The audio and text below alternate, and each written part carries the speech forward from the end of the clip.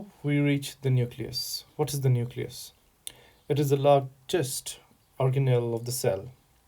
It includes the nuclear envelope, the nucleolus, the nucleoplasm, and the chromatin, and contains the genetic material which is encoded in the deoxyribonucleic acids of chromosomes, of course. Now, what is the function of the nucleus? The function is that it is used to synthesize proteins via the ribonucleic acids. So DNA contains the information for proteins. Now, how do we copy it? And how do we take the message out of the nucleus? So ribonucleic acids, they copy this message in the DNA and they take this message out of the nucleus and take it to the ribosomes. Ribosomes are the protein manufacturing factories. They read this whole message and they convert this into proteins. Eventually, we will need the DNA for the replication during the mitosis. So, this is the overview of the nucleus.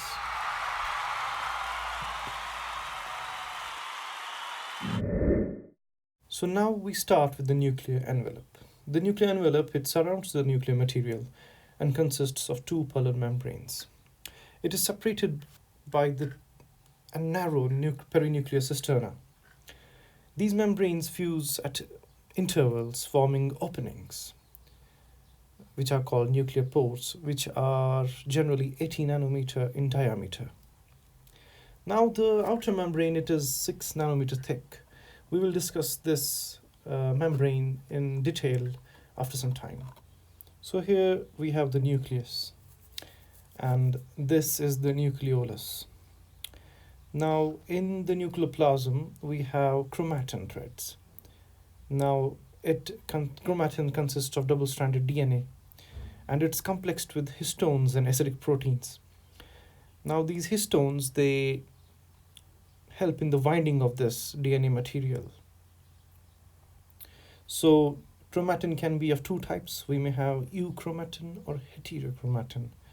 Now here in the neon color you see the perinuclear cisterna. It is between the two membranes, and these yellow dots you see, these are the nuclear pores, which are 18 nanometer in diameter. So as we discussed, nucleus is the site of DNA replication and transcription of DNA into RNA. We have heterochromatin, euchromatin, and nucleolus. Now we move on to the electron micrograph of the nucleus. What do we see here? We see the heterochromatin and euchromatin. Now, the heterochromatin, it is condensed inactive chromatin. And heterochromatin is seen as electron dense, black things. This is the inactive form. And then we see electron lucid, the transparent part, which does not take the dye. It's the euchromatin, which is the active part. Now in this euchromatin, the histones, they are loosely coiled, so transcription is really highly active in this part. In heterochromatin, the histones are wound very tightly, so we cannot have any transcription. There is no active site. These are all bound tight. So electron dense are black and electron lucid are unstained. And euchromatin, these are loose parts. So in protein producing cells, they are abundant, and in the cells which don't produce that amount of proteins, we will have them in less quantity. Heterochromatin is usually 10% of the cell, and the euchromatin is usually 90% of the cell. Now, after this, we move on to the nucleolus, the site for RNA synthesis. Now, the nucleolus is a nuclear inclusion. It is not surrounded by a membrane. It is generally detectable only when the cell is in interface. That is the important point. It may contain RNA, proteins, as well as the modest amount of DNA. And it possesses nuclear organizer regions, which is something we don't want to discuss right now. Now, nucleolus is generally divided into three zones. We have the granular zone, we have the fibrillar zone, then we have the fibrillar centers. So here we have the pinkish granular zones, then fibrillar zones, and the fibrillar centers. The granular zones, it contains maturing ribosome precursors.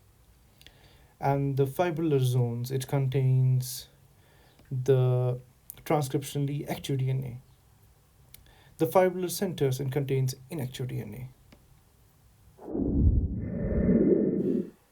Moving on to the nuclear envelope, it surrounds the nuclear material and consists of two parallel membranes, and they are separated by perinuclear cisterna.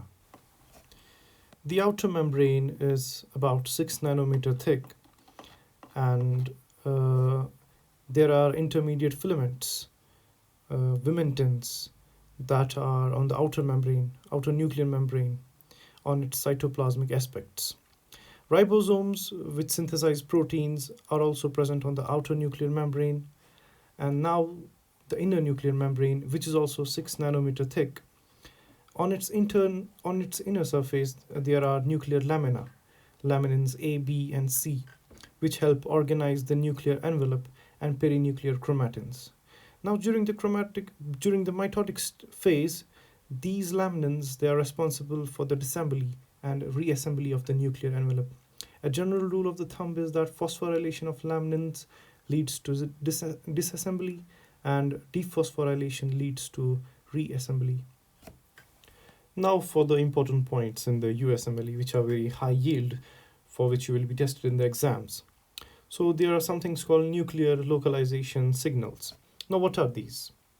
Now we know there are nuclear pores, and material has to sort of come out and go inside the nucleus. So we have these amino acid sequences, 4 to 8 amino acids, which are rich in lysine, arginine, and proline. What happens, because these are positively charged, so they bind with DNA, because DNA is negatively charged. Nuclear poles allow materials and proteins which are bound and with these LAP signals. Thus, these signals, they are important for the transport from cytoplasm to the nucleoplasm. For the materials which are bound or which reside in the nucleus, for example, you may see histone proteins. When they come in the nucleus, they have to be bound with the LAP signals so that they enter the nucleus. So nuclear pores recognize these signals and transport proteins, and this happens via active transport, that is ATPase channels are there. So LAP tagged proteins, they pass through the channels with the help of ATPases. Now if there is a mutation in these LAP, this will cause dysfunction. It will lead to it will prevent transport. And the second point for important, which is high yield for USMLE, it is the cell signals, the cyclins, the cyclin-dependent kinases, and we have your tumor suppressor genes. Now, as we know, there are in the cell cycle, there is G2, mitosis, G1, and S phase. So cell has these checkpoints, whether we allow the cell to progress to mitosis or whether we stop. If there is a problem, we will like to stop the cell division and replication. If everything is going well, the cell will progress. So cyclins, cyclin-dependent kinases, and tumor suppressor genes, these will help to govern these aspects. Now, as the tumor suppressor gene, as the name suggests, it contains those genes that suppress the cell division. And the cyclins and cyclin-dependent kinases, these are enzymes and proteins which help in the progression of cell division. Now, when cells are, actually we will discuss this in more detail in the next video. I am making a video on cyclins and cyclin-dependent kinases in the next video. Please watch this video. Now, during G1 to S phase, when the cell passes from G1 to S phase, we have two tumor suppressor genes. One is retinoblastoma and P53. So when everything goes well, these have to sort of give the stamp of approval. If they don't give the stamp of approval for the cell division, the cell will not progress. For example, and in some cases, we have cancers which lead to dysfunction of these cases. For example, retinoblastoma, of course, from which the name is derived. for the gene. And cyclin-dependent kinases, they use ATP to phosphorylate things. They must be activated, and they must be activated, and cyclins are needed for them. Again, in the next video, we will discuss them in detail. Till then, this is it. Bye bye. Take care. See you in the next video.